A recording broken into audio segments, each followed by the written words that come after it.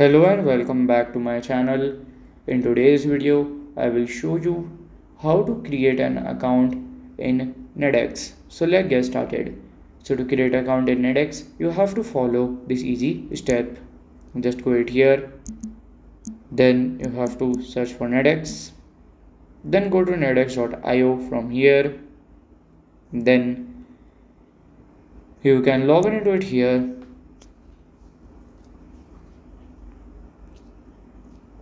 So it will be loading.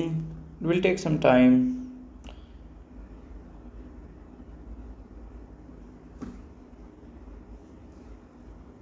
And after loading will be done, then you have to sign up and then you have to give your detail and it will be done.